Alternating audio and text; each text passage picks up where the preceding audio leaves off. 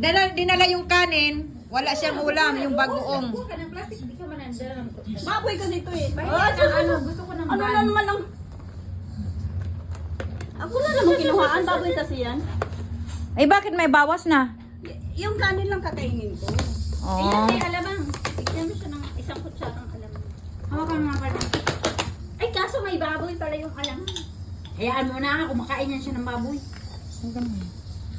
Oh. Oh, sinong kakain itong baboy? Jocelyn. Ayan.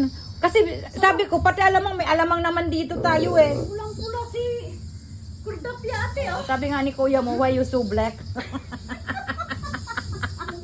Babad yan eh. Sabi ko, never mind. Pagdat Aba! Sinisireng. Ako lang talaga ang losyang dito eh. Bahala kayo dyan. Ay, Bigyan mo na. bukas tayo naman ang maglalandi. Sila ngayon. Ayoko. Oh, ayaw niya eh. Hindi yan kakain kasi may baboy. Ito oh. Yan. Yung atay nga, kaya lang may sabaw, magkasarap yun yung nagda-dry talaga eh. Atay ng baboy, atay ng atay, atay ng atay. Manok daw. Hindi manok, halata naman.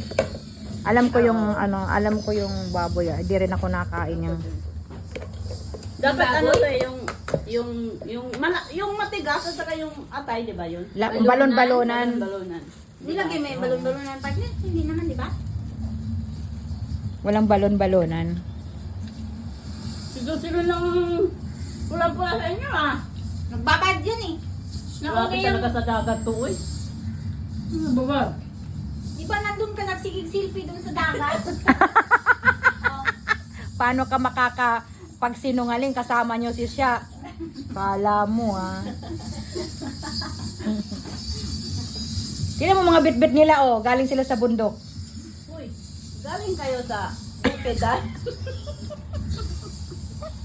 Ate, papat nga. Sabi ko sa iyo eh.